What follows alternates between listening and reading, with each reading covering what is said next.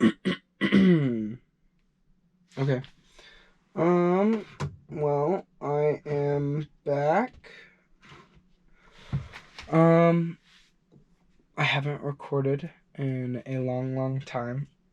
Um, Pretty much my last footage that I have is from Spain, when I went to Spain, and I have no idea where this video is gonna go, but it was just kind of gonna be again, like little video documentary of just, I don't know, um but it's been interesting. It's been really interesting. I wanted to make a recap video, or kind of just like a new, because there was that one, my very first video, it's called In the Beginning, and in the beginning I kind of go over the steps and ideas that I had as far as like a pathway through life and what I was going, just being where I was, and that was really interesting. It's interesting to go back and watch what the difference just 1 year can make, because that was 1 year of a kid that didn't go through NMMI, didn't go through anything of. It's just I'm a totally different person now here, a little bit more than a year past when that video had been recorded. And so in that video, I detailed about how I wanted to go into the Air Force, and then I was going to go into the Space Force, and then I was going to do a bunch of stuff like that. But I had a realization when I was at NMMI that the culture and just overall I love the productivity of a military lifestyle. Like, military was extremely productive, and the set formation times, the set uniforms, the set everything as far as the mindset goes, it was really proficient at just being a workhorse and a machine of productivity. But I did not necessarily like the leadership style. I didn't like the overall people at NMMI, because when you think of, and it's not their fault. It's not anything saying like I don't like the people because they were bad people. It was mainly just the fact that the way that the school was run made it not so good on the student side, on the cadet side. It was, I don't know. So that just made me automatically think, well, if this is what is happening at one of the still remaining military high schools in the country, what would be so different about going into a military academy? And as I've talked to people that are in the military academies, or people that their goal was also to get into a military academy, a lot of them are saying the same stuff now that they've gotten there. Like, they expected it to be more physically demanding. They just expected it to be more official leadership, as if it would be like in the military. And you do have your leadership, but it's not. I guess this is going to be the case if I were to go into the military, which is what a military academy is. It's technically the military, but not everybody in a leadership position necessarily deserves to be there, nor is a good leader. Maybe they just know how to write a resume and are really good at speaking to the people above them to get the position. But just because they can do that does not mean that they're a good leader. And so it was very frustrating at times, a lot of times at NMMI, to just see how the leadership failed so. It was such poor leadership in of what it could have been, so overall, regardless of all of that, the military aspect was somewhat of a disappointment going to NMMI. But the education, oh my gosh, top tier education. I definitely needed that coming from the high school previously. It was a really, not necessarily awakening, but it was more of just a, this is what real education feels like. And so it was a great preparation for college. Speaking of college, here I am now. That's actually where I am right now. is attending the New Mexico State University, NMSU. I am in a practice room of the music center because I am a member of two ensembles. I love band. I love band so much. And I don't think I was struggling as I was trying to decide to get into a major to pick what my major was going to be, and it was really three, but two kind of go hand in hand. Astronomy and physics, those are very, very close together. um, at least getting to the goal of being an astrophysicist, those are very close together. But my other option was going to be a music major. I had a really high interest in being a music major, and I thought that that would be a really interesting career path because I really had this love for music, and being a band director is just something that I always thought would be really cool. I have a cousin, he was a music major, he's becoming a band director. I've really enjoyed interacting with the majority of my band directors. I really like the culture of just what band is. But after conversations with band majors that are in the marching band, that was an awakening. That was an eye opening of I am not saying that there's necessarily I couldn't be a music major, but I do not have the not mindset and not mentality, but just there's things about these people that are meant to be music majors, at least in the people that I've interacted with, those that have chosen music major career path, those that strive to really love the music. They just think differently, and that's okay. They think in a way that is much more creative, a lot less concrete, um, really dynamically. Everything that they do is so imagery. They use a lot of imagery. I don't know what it would be for sound, but whatever the version of imagery for sound would be, meaning they almost think in songs, and it's really cool. I have this friend, her name is Amber. She's a trombone player. And in talking to her, she's actually an oboe player, but she plays trombone in the marching band. In kind of listening to what she had to say about how she thought about things, she said, because me and another friend, her name is Jess, we were having a conversation, and we are both STEM majors. I can't remember hers specifically. I believe it's something with geology and overall just restoration of outside things. I feel bad that I don't know more. But we were talking, and the way that we were describing things was a whole lot more logistic. And everything that we were saying was very quantitative, and it eventually came down to everything that we were laying out fell into a spectrum, and that spectrum could be turned into numbers, and that data could be plotted on a graph. And that was the visual thinking that her and I were able to communicate. What we were thinking in is these graphs and these quantitative number like things. Whereas my other friend Amber, who's a music major, as she was listening to us, she was like, you guys think so much differently than I do. And how she thought was in music. And so she was like, I might not be able to turn what I'm thinking into a graph, but I can turn what I'm thinking into a song. I can like just hear the different. It just it makes me think back of I don't know, Beethoven, for lack of a better example. Supposedly heard or is one of the big composers that is the most famous ones, even though whatever. They were able to hear these entire symphonies in their head before that. Oh, it's Eminem. Doesn't Eminem go like I can hear whatever. Somebody musician says that they can hear an entire. It's okay. Cut. I was trying to do this all in one take, but we had to do a cut because I had to remember. But it's in this song that I have detailed down in the description, or I'll cut and I'll put in a little thing here when I actually look it up. But it's the song, and he goes, it's like a design is written in his head every time before he even touches a key or speaks in a line. Anyway. Mine is like a design is written in his head every time before he even touches a key or speaks in a rhyme. And those other fellas he run. That has to deal with how I interpreted that she thought. And it was a really interesting just kind of shift in perspective. The way that other people think is not always going to be the exact same way as you have. So that was really interesting. Okay. And then yesterday was an absolutely amazing, academically pleasing day.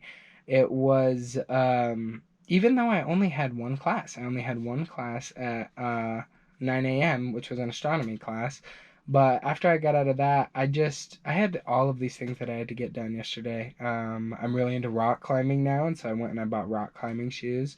I had to call on a bunch of stuff, and then blah, blah, blah, blah, blah. Anyway, you get to the afternoon, and I went to, it's called like a concilium, something like that. But it's basically where the scientists within in the physics department, which is the department that my major is in, it's where all of the head professors are displaying their research and kind of just give a overview of all of the different things that they're doing, what they're trying to accomplish, why they're doing it.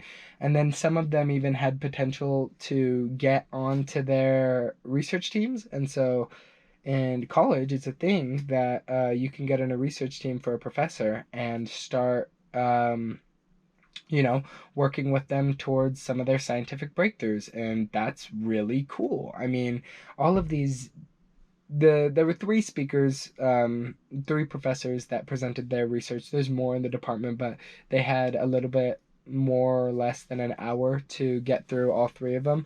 And so this is very detailed, intensive research. And so they all had to have a specific amount of time to, they needed enough time to explain what their research was over. And it was really interesting because all three of these scientists were so devout and interested and driven for one particular thing that they have found interesting. And even though I didn't, I found their topics interesting, but not to the point of that's what I want to do. I want to devote a bunch of time to that. I'm so inquisitive on what that is, why that's happening, blah, blah, blah, blah, blah. But what it did do was give me a guideline and a basis of how I need to be thinking to find either a research team that I want to join, find a research question, or just what I want to do. Because I really liked their thought process. I really liked how they were going about discovering new things that the world has never seen before. And it's been something that's been on my mind for about a week now because I spoke with my physics professor.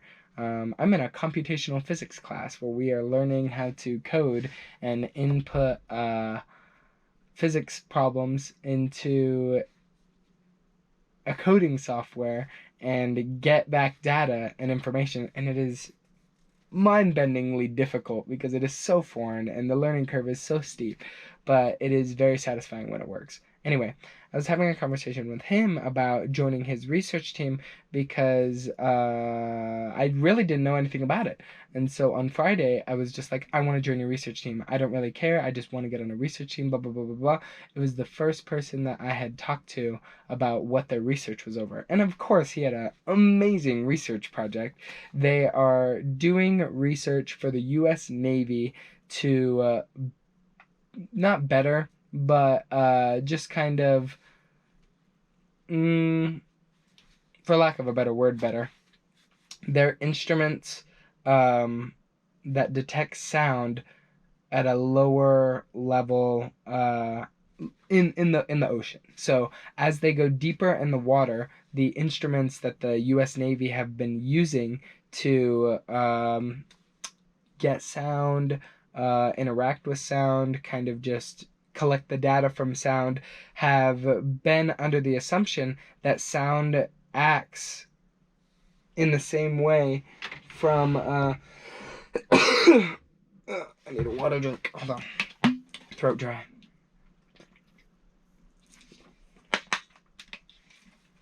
The US Navy's instruments have been acting in a way that, why isn't this working now? Hold on.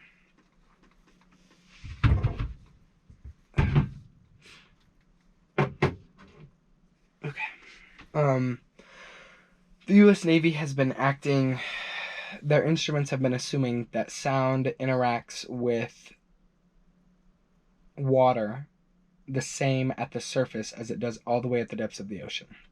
Now, to me, it's almost intuitive that in the making of that instrument, you would assume that that's not the case. Like, as water gets lower, like as you get deeper in the depths of the ocean, the water obviously is going to be compressed by the water that's above it. And this can affect the, I don't know, the pH of it, the alkalinity of it, the overall density of it, how all of it interacts entirely.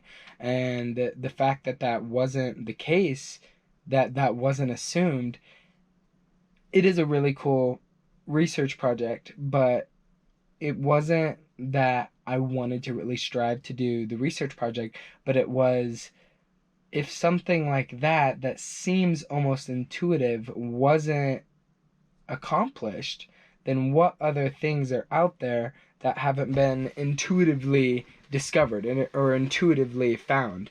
And that's one of the things in, I read a book or I heard a podcast or I heard something that had to deal with the higher you get in education, people that are more highly educated or just smarter in general. I don't like smarter. Highly educated is a better use for this circumstance.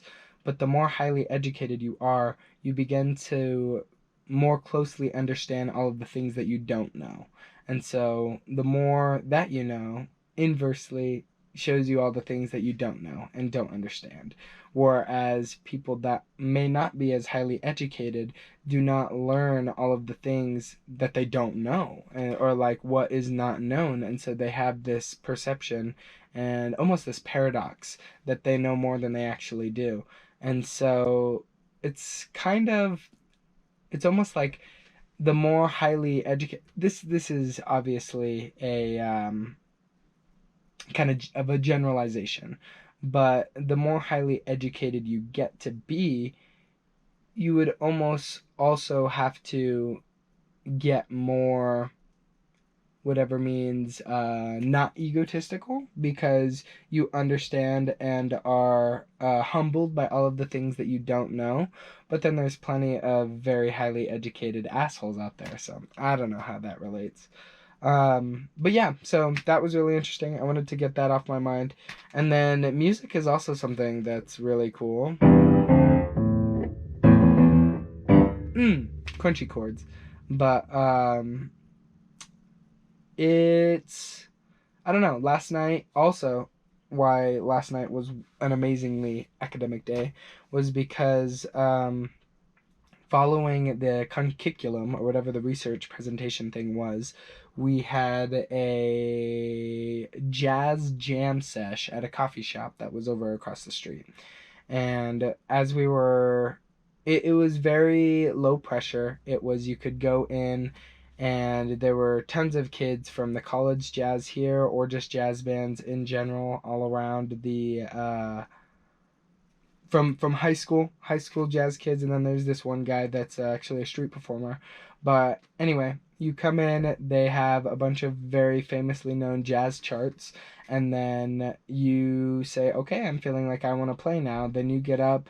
How a jazz chart works is that you play the chorus, then everybody takes a solo while the rhythm section, so the drums, the keyboard, and the guitar, and the bass player, they all keep playing the chords. That's the rhythm section. They just keep it going.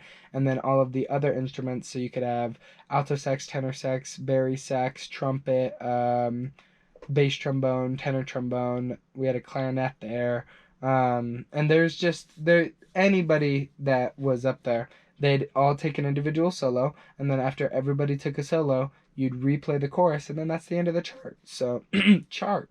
But that alone could take anywhere from like 5 to 10 minutes. And so, I don't know. I played twice, and both of my solos were pretty good. The whole thing of solos is the it's improv. It's all improv. It's not planned out whatsoever. The chord progressions are planned out, but I don't look at the chord progressions. I probably should. I'd be a whole lot better of an improv player if I did look at the chord progressions, but I don't know. It was a very satisfying, and it tweaked my musical likeness in my head.